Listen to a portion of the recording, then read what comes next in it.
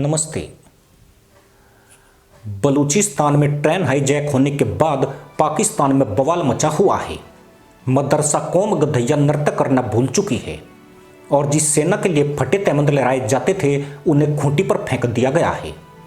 पूरी दुनिया में आतंक फैलाने और गैर मुसलमानों के गले कटने पर जश्न मनाने वाले मुल्ला पिछवाड़े पर लटकाए गधे की तरह दुनिया का मुंह ताक रहे हैं। बलूचिस्तान की आज़ादी की जंग लड़ने वाले बलूचों ने जाहिलों की रैपिस्ट आर्मी को जिस तरह धो धो कर मारा, उसने देश के हर मुल्ला मुल्लाइन को सदमे में डाल दिया है। जबकि अपनी इज्जत बचाने में लगी सेना दावा कर रही है कि उसने ट्रेन को मुक्त कराकर 33 बलूच फ्रीडम फाइटर को शहीद कर दिया है। मुल्ला सेना की चालाकी यही है कि उसने खुद के नुकसान की जानकारी नहीं दी। अब मिली रिपोर्ट के आधार पर हम बताते हैं कि बलूच फ्रीडम फाइटर और रैपिस्ट आर्मी के संघर्ष में पाकिस्तानी फौज की तशरीफ पर कितनी जूतियां पड़ी है। बलूचिस्तान लिबरेशन आर्मी ने पाकिस्तान के 50 रैपिस्ट जवानों को हुरों की तलाश में भेज दिया है। 24 से ज्यादा जाहिल ट्रेन को BLA से छुड़ाने के दौरान हुरों की खोज में भाग गई, जबकि 154 पाकिस्तानी फौजी अभी भी बलूच लड़ाकों की कैद में हैं, जिन्हें बंधक बनाकर वो दुर्गम पहाड़ों में बने ठिकानों पर लेकर गए हैं। दरअसल BLA ने मंगलवार को जिस समय ट्रेन हाईजैक की थी, उसी वक्त उन्होंने पाकिस्तान की सुरक्षा संस्थाओं में काम करने वाले लोगों को वहां से उठाना शुरू कर दिया था। जब तक पाकिस्तानी फौज ऑपरेशन लॉन्च करती, बलूच लड़ाके उन्हें कैद करके अपने साथ ले जा चुके थे। बलूच जानते थे कि सेना उनके खिलाफ कार्रवाई जरूर करेगी, इसलिए वे शुरुआत में ही अपनी रणनीति पर अमल शुरू कर चुके थे। जाफर एक्सप्रेस में 400 से ज्यादा यात्री सवार थे, जिन्हें बंधक बना लिया गया था। अपहरण के फौरन बाद BLA ने महिलाओं, बच्चों, बुजुर्गों और बलूच लोगों को ट्रेन से आजाद कर दिया था।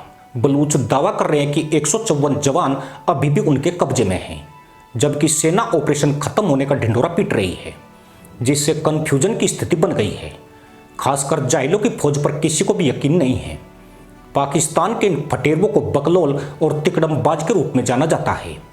माना जा रहा है कि खाड़ी देशों में अपनी सुपर सेना की छवि बचाने के लिए मुनीर फिर से धूर्त मुल्ला पॉलिसी खेल रहे हैं। डर यही है कि अगर बलूचों के हाथों सेना की तशरीफ पिटने की जानकारी खाड़ी को लग गई तो वहां सुरक्षा में लगे पाकिस्तानी फौजियों को लात मारकर भगा दिया जाएगा। पाकिस्तान की मीडिया तक को वस्तु स्थिति की जानकारी नहीं है। ऑपरेशन स्थल से कई किलोमीटर के दायरे में इंटरनेट अभी भी बंद है। ऐसे में वहां पर क्या हुआ, यह सच सिर्फ पाकिस्तान की फंटर फौजी जानती है। मुनीर की फंटर फौज अब ऐसी मुल्लाई बकलोली करती दिखाई देगी जिससे भिखारी कौम में उसका रुतबा बना रहे।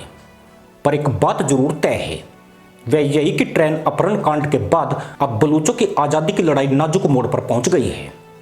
बलूचों ने ठान लिया है कि वो आज़ादी हासिल करके ही रहेंगे।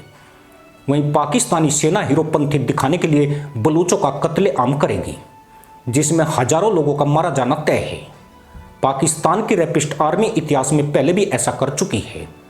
वो अपनी जनता पर बम बरसाने से परहेज नहीं करती है।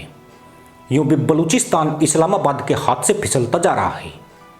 इस हाईजैकिंग के बाद पूरी दुनिया जान चुकी है कि बलूचिस्तान में हालात कितने गंभीर हैं। 1948 के बाद से बलूचिस्तान अब तक 4 विद्रोह देख चुका है। इस समय बलूचिस्तान अपने सबसे बुरे दौर से गुजर रहा है।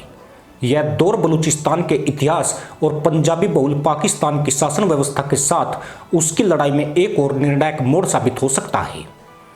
ट्रेन को हाईजैक करने की इस घटना से ISI और पाकिस्तानी सेना की खुफिया नाकामी साफ तौर पर झलकती है।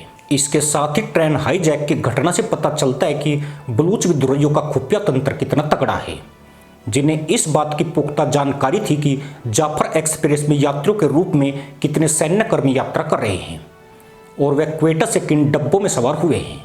इस मिशन में बलूचों की खुफिया संस्था जिरब की अहम भूमिका से इनकार नहीं किया जा सकता है। इस घटना के बाद हर पाकिस्तानी मुल्ला की फटी हुई है। गैर बलूच बलूचिस्तान में जाने से डर रहे हैं। वहाँ हालात काफ़ी खतरनाक हो चुके हैं।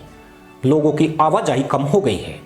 फ्रीडम फाइटर बलूचिस्तान के दुश्मनों को मारने, ट्रेनों या बसों का अपहरण करने और नेशनल हाईवे को ब्लॉक करने में सक्षम है। ट्रेन हाईजैक से इतना तो तय हो गया कि बलूचों और पाकिस्तान के बीच आर पार की लड़ाई शुरू हो चुकी है और इस लड़ाई में खून की नदियां बहना निश्चित है। जहां तक हिंदुस्तान की बात है तो अफगानिस्तान और ईरान के साथ हर भारतीय बलूचों के साथ खड़ा है। बलूच अकेले बिल्कुल नहीं हैं, उनके पीछे अरबों लोगों की प्रार्थनाएं हैं। इसलिए कोई किंतु परंतु नहीं है कि एक दिन शैतानों को परास्त और मटिया मेट करके बलूच इस जंग को जरूर जीतेंगे और शान के साथ बलूचिस्तान का स्वतंत्र ध्वज लहराएगा। इसी के साथ अनुमति दोस्तों, जय हिंद, वंदे मातरम।